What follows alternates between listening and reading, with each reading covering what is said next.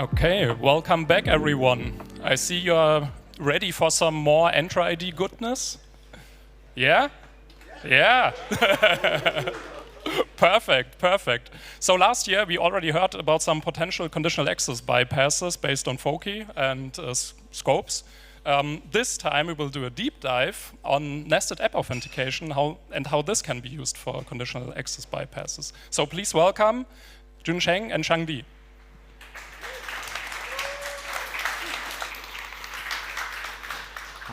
Hello, everyone. Today we are going to show you about nested app authentication, or we call NAA for short. We were showing about some risk not writing in the documentation and how we use the NAA to achieve the conditional access bypass.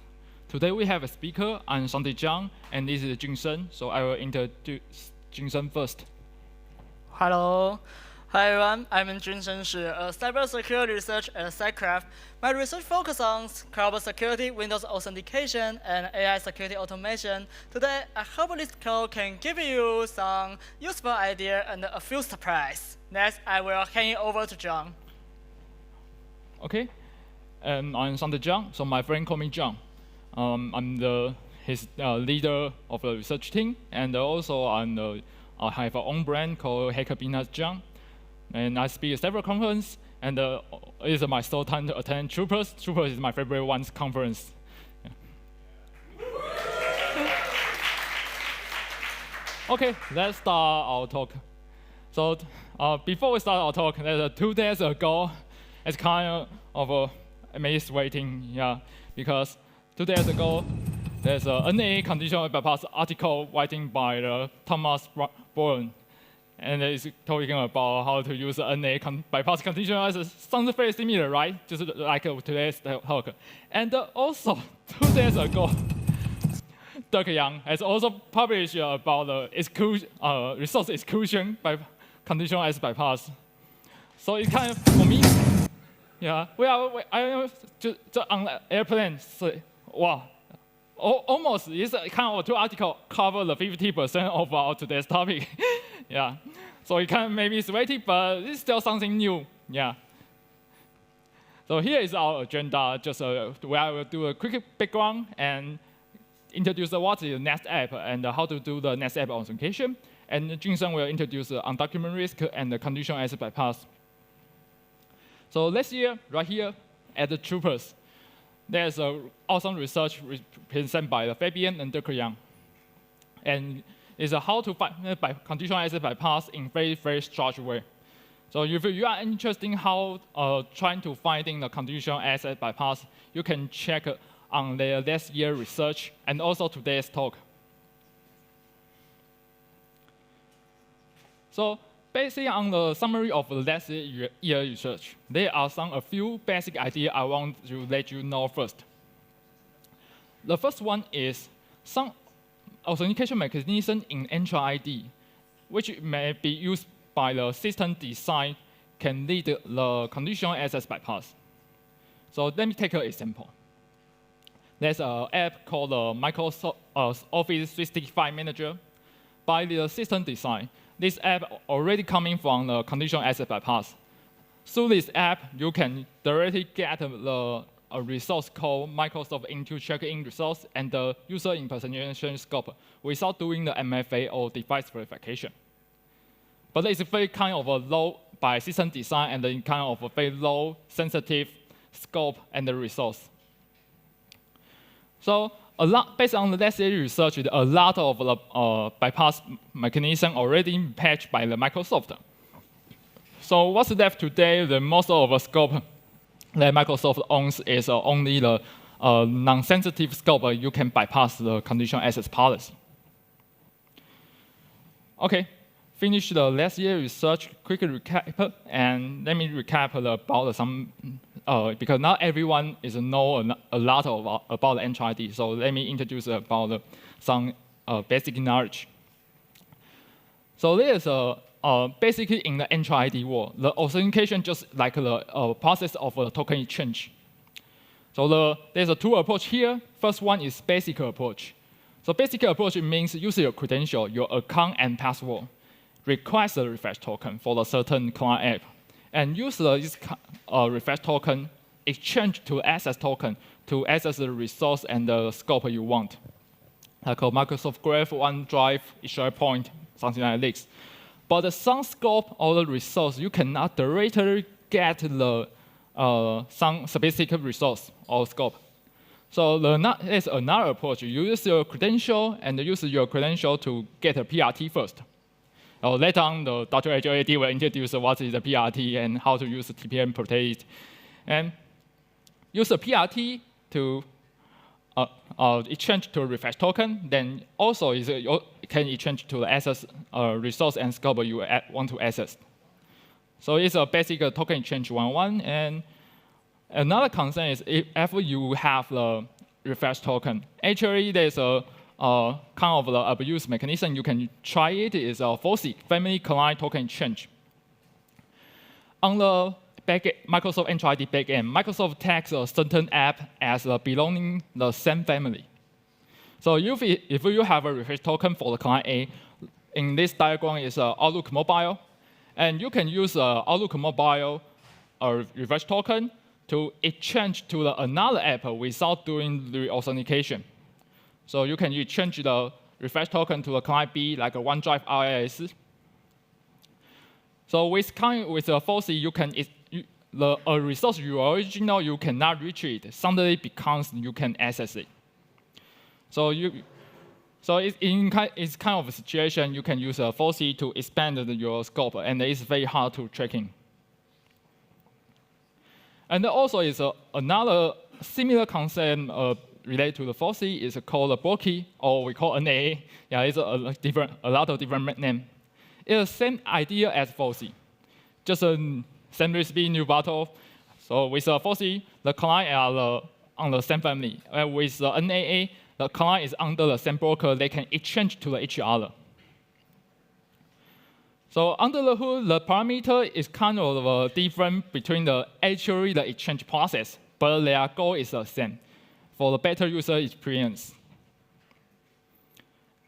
And also there's a third concern is the most important one because we are talking about the conditional access bypass.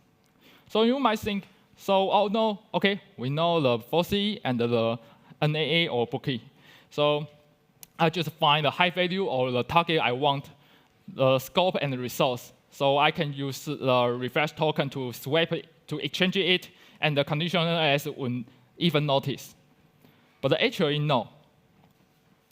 Conditional access still will reiterate every time you redemption the token. So whenever you use the FOCI or the BroCI, it should be conditional access will check the policy again. I use this kind of diagram to just quickly explain. So we have the family refresh token that we use a FOCI to take an example. And there's a Microsoft Graph and exchange require MFA. So it kind of FRT has a MFA claim. So you can easily to satisfy the conditional access. But there's another conditional access policy. Say if you want to access the Azure resource manager, you need the MFA claim and the combined device claim. So when you're trying to use a FOCI or the BroCI, the conditional access will block you. Okay, so these are total 3 concerns you need to know first. So what you already know based on the last year research, inside the same FOCI or NAA, if the condition is same, the token are exchangeable. And some of the default scenario already coming from the bypass about scope and the resource combination. But currently, only for the non-sensitive scope, you can bypass conditional access. If you are interested about the very detail, you can check on the entrascope.com. It's created by the Fabian and Dr. Yang. And their research also reference a lot of different research, also support this kind of website. So back to our topic. So when you're trying to scrolling the entrascope.com, and we notice there's already has which app has a FOCI support or which app has NAA support. And we scroll down and we found, hey, this is OneNote app. And OneNote app say has a BroCI or NAA URI. Okay, but there's a URI has marked as the the broker is unknown app. So this is still something we don't know, which still have some broker we are not sure. So later on, we'll introduce about that. So we are trying to reproduce their research. So we're coming from some question, what is unknown app? So maybe if you find all the broker, maybe we can bypass the conditional access too. So maybe it can worse than the FOCI. So let's jump out of the topic. So what is NAA? Yeah. So before we go through the NAA, we must go through what is the next app. So let me use the things for the simple explain.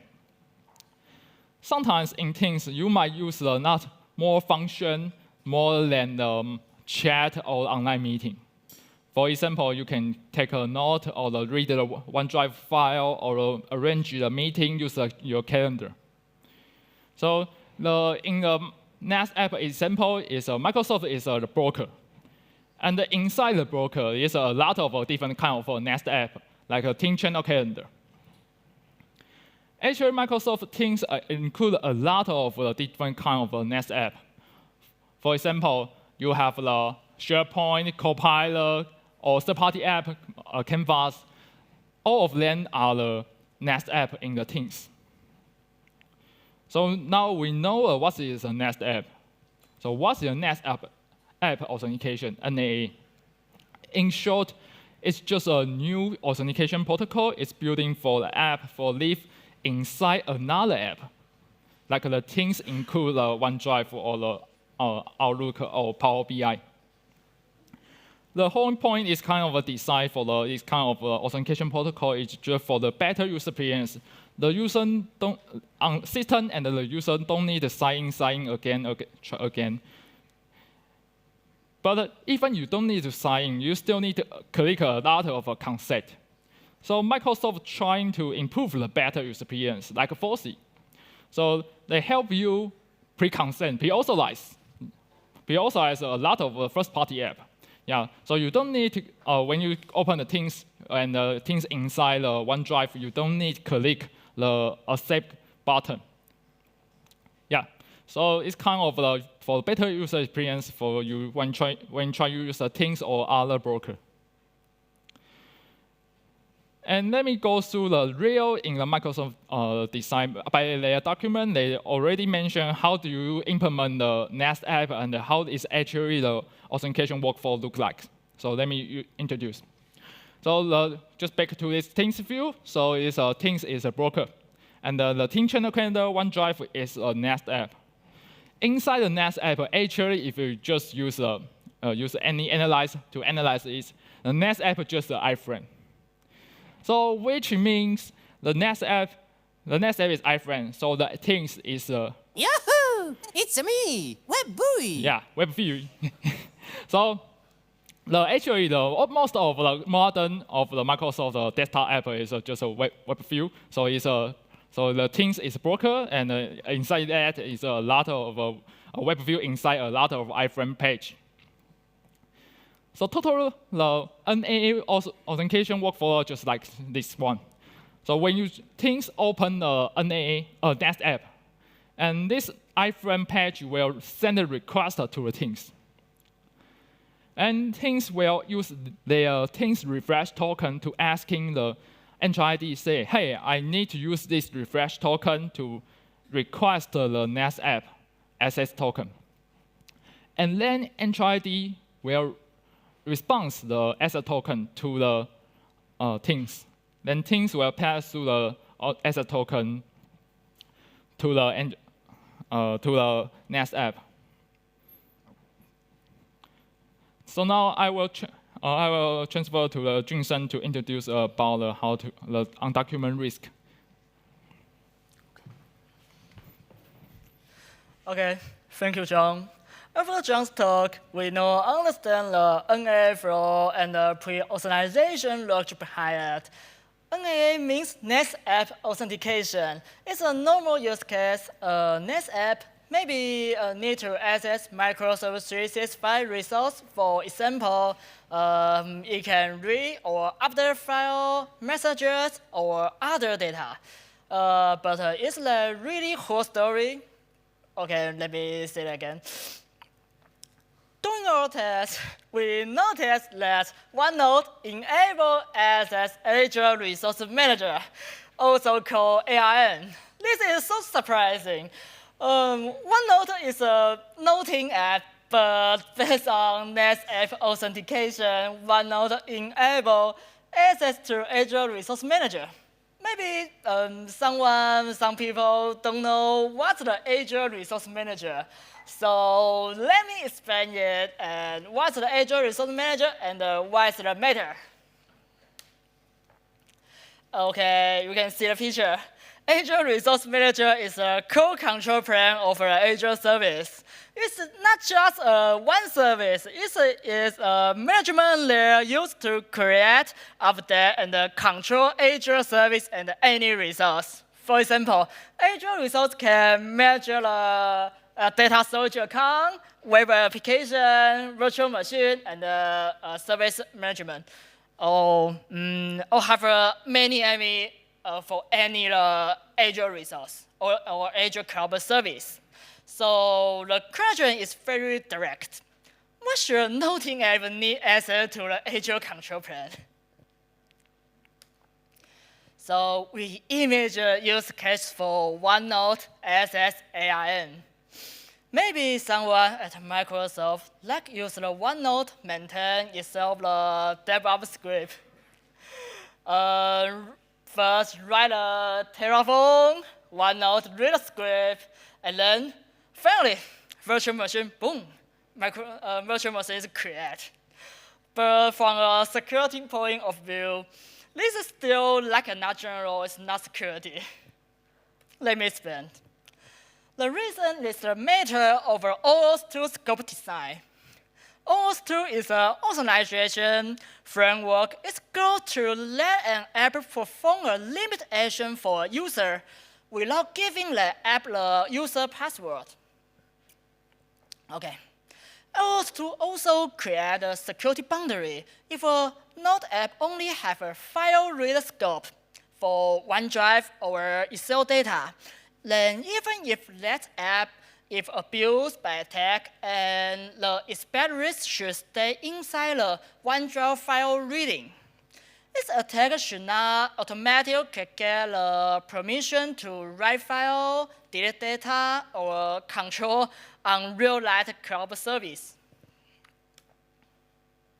Okay, but in our case, the issue is that OneNote as a pre-authorized NetApp enable get the Azure Resource Manager user impersonation scope by NAA. If an attack steals the Teams refresh token, the attack enable use the NetApp authentication to operate Azure Resource Manager. In the worst case, this can move the in-play from Microsoft 365 resource access to Azure control plane access. After we understand the OneNote problem, we want to find more design feature for OneNote or maybe like OneNote NetApp. But we face some research challenge. How do we use the BRK multi-hop redirect URL like this on Node app? In the NAA token exchange flow, the redirect URL must be mapping the specific broker client. A research challenge. It was not clear which broker client enabled to use the BRK multi-hop redirect URL. So before explore the OneNote impact or OneNote design problem, we must need to find a viable broker client for BRK multi-hop NetApp. Based on Microsoft document, you can see that. We start with Microsoft Teams.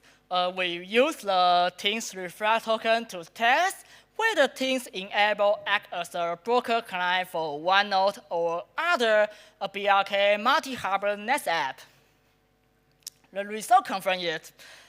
Based on the result, we want to know how much the broker BRK multi-hub Nest app enable use by teams. And the BRK multi-hub Nest app expand the team's access scope range.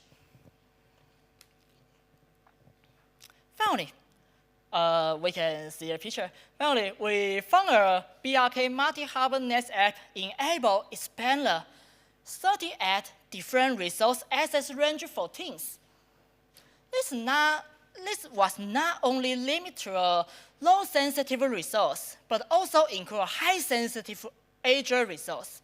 For example, we can see that Azure Resource Manager and the Azure Storage with user impersonation scope. And then Azure DevOps scope such as visual profile and visual workaround. The two scope is related by CI/CD pipeline. The king says pre-authorizes Nest app can reach Azure resource without asking the user for new consent in the flow. The user use the NAA, don't need to single sign again. For Azure Resource Manager, we found 5 Nest apps that could obtain Azure Resource Manager user impersonation. This include OneNote, Microsoft Proportal, Copilot Studio Dofu, and other Maker Power App.com. I don't know what it is, but this Nest app can change the Azure Resource Manager access token.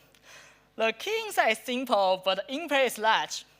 The attack doesn't need OneNote alone, and pre-authorized as app with Azure Resource Manager user impersonation can become a path to request or upgrade the Azure DevOps resource, Azure developed resource.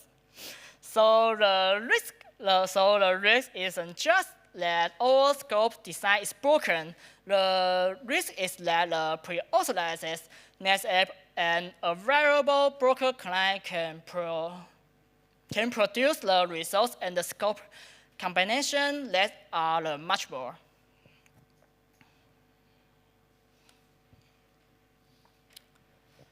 Okay, since Teams is a variable broker client, are there many other broker clients that can be used by NAA? We want to know the broker client list and how much the broker client can enable to use the BRK multi-hub Nest app. In the end, we discovered 7 broker clients for BRK multi-hub Nest app. That include Microsoft 365, Copilot. This app is auto update Windows 7, Windows 12. They include Microsoft Teams, Outlook Mobile, Microsoft Outlook, and other Office applications. This means the problem isn't tied to one single app. The NAA module can allow several Microsoft clients to request tokens for Nest app. Now, maybe we can ask a question. If NAA expand access to Azure and attack steal the referral token, can the conditional access enable block attack token exchange? Conditional access is an intra-ID project system that can require controls such as NFA, companion device, and token protection. If Azure Resource Manager is protected by conditional access, maybe the attacker can steal the token but cannot upgrade to Azure Resource Manager. This is the expected security model, but is this always true? First, let us look at general conditional access setting like a window. In this setting, all resources require NFA and for all users.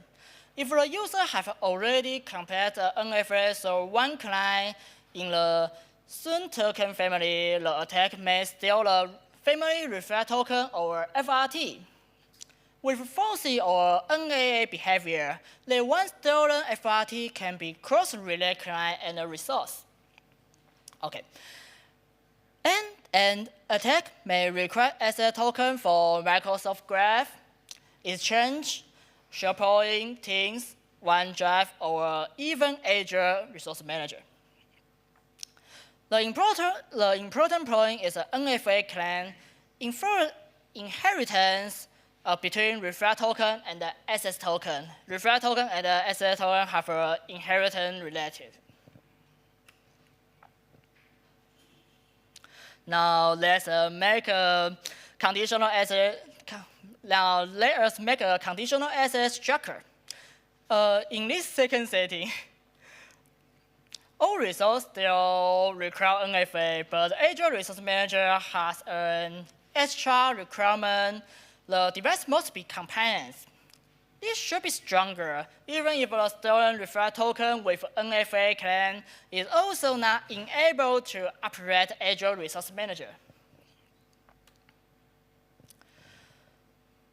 This case of inherited authentications that create a hard trade-off for IT management. Should they apply some conditional access policy to maybe all resources but ignore the risk? Or should they create specific conditional access policies for each sensitive resource and each important access path? The second option may reduce the risk, but it also up the policy management cost for IT team.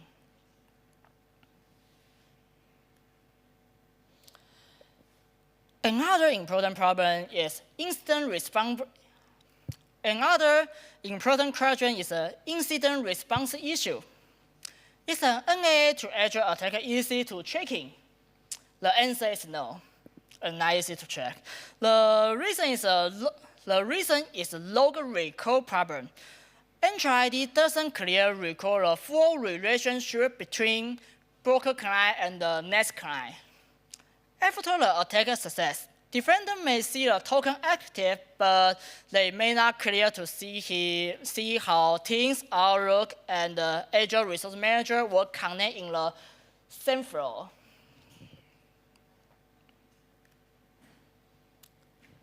Now, we move to the most exciting part of the research, conditional access bypass. Here we are not only asking whether NAA can expand access scope, we're asking whether change the part of the NAA token exchange request can change the conditional access result. In other words, can the attack keep the stole token but choose the different client or next app to prevent a conditional access control? We can see a picture. Oh, we can see a picture. In a Microsoft token exchange request, there are two important parts I want to show to we know. The first part is the client. For example, Microsoft Teams. The second part is the resource and the scope combination. For example, Microsoft Graph user impersonation scope. Past conditional access research usually found a scope-based bypass. In that pattern, the client still some, but the request scope change. For example, we can see a scope is email, but conditional access still enforce or block the token exchange request. But we can change the request scope to OpenID. Conditional access maybe bypass may be triggered. So the key variable is a scope array in the client-side request. In this research, we found 3 bypass methodology inside the NAA. 2 of them are new. The first pattern is a broker client-based bypass, next client-based bypass, and the third is a scope-based bypass. Cross-list math. we trigger 3 kinds of conditional access bypass. We discover NFA bypass, recall compliant device bypass, and the token protection bypass.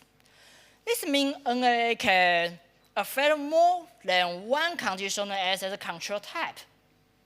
We can see that NFA bypass, recall compliance, like sensitive. Let's start with a broker client-based bypass. What is this? In this test, the resource, scope, and the next client stay fixed. The only thing we change is the broker client enable trigger the conditional access bypass. We can see the broker client 1, broker client 2, conditional access enable, but broker client 2 bypass is trigger.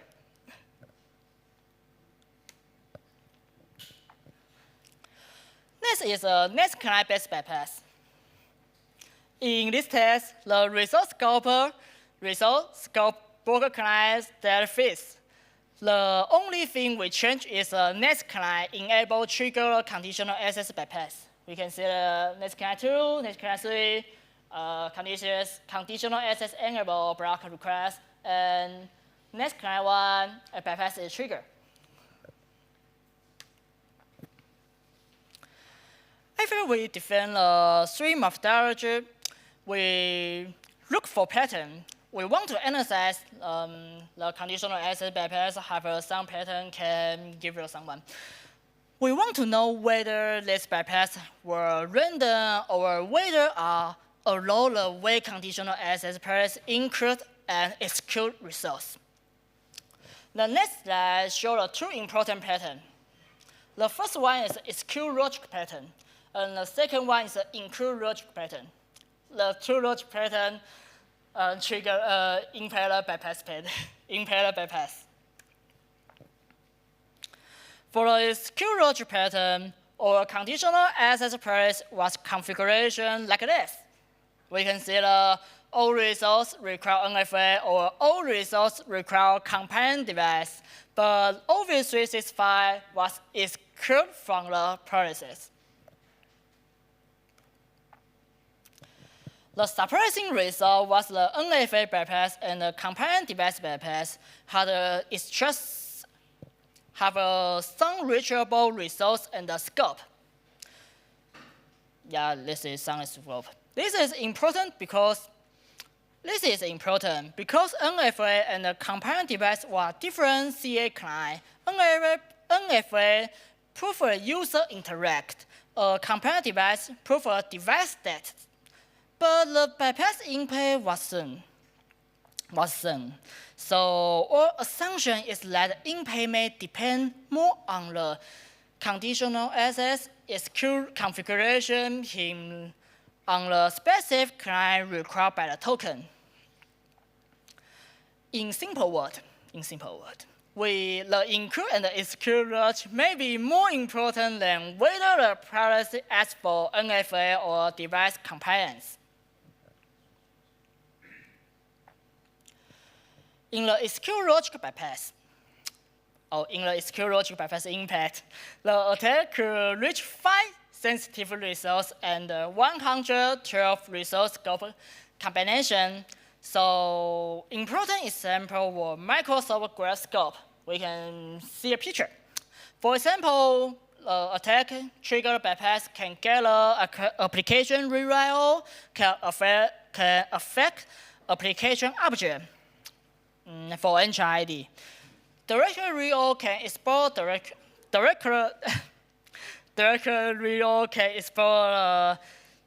directory information for Azure tenant. File rewrite can affect user files, so the in-pay isn't just reading simple profile data. It can expand into sensitive tenant operation and data access.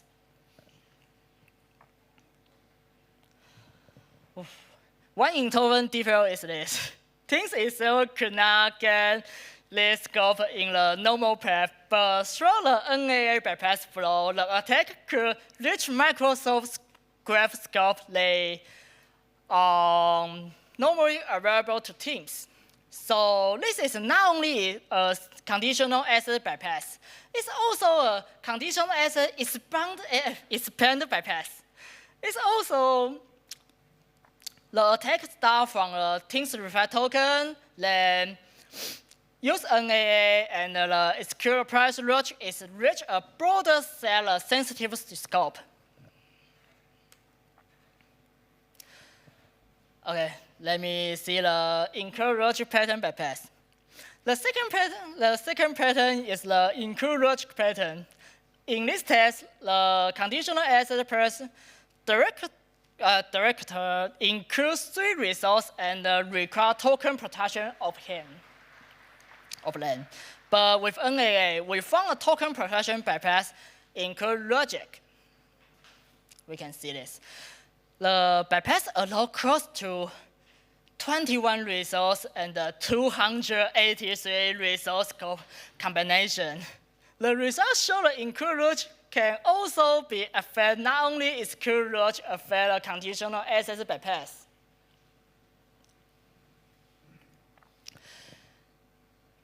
There were many affect results in the include logic pattern. For example, Office 365 Exchange Online, we can use the bypass, get the admin API access as a user or scope. For Office 365 SharePoint Online, we found user impersonation. For one Microsoft Teams service, we also found the user impersonation scope. User impersonation, admin API access as user. Oh, this scope is so sensitive. Now, remember what we purposely include something? We include Office 365 Exchange Online, but we can get Office 365 Exchange Online admin API access as a user O. And then the person include Office 365 SharePoint Online, but we can get the user impersonation. The third, Microsoft Teams service also include a conditional access include logic, but we also can get a user impersonation scope.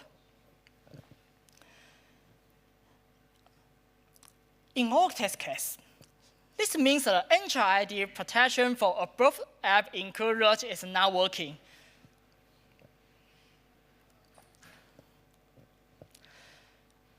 Okay, summarize. Past conditional access bypass research often research on client-side request parameter change. Based on all results, the severity of conditional access bypass maybe not depend only on client-side parameter. It may depend more on the include and exclude logic combination inside entry ID server-side privilege logic design. This is the main research direction we want to highlight to everyone. Maybe future research want to research conditional access can not only enable to trigger the client-side parameter. Maybe we can try the include logic and the exclude logic combination. By doing that, maybe other research can find more and more bypass pattern and a better way to understand the real risk of NAA or FOCI. Okay, in this sense, and I will turn off to the John. Okay. Thank you, Junsen. So this is the first time Junsen international speak, so big applause for him.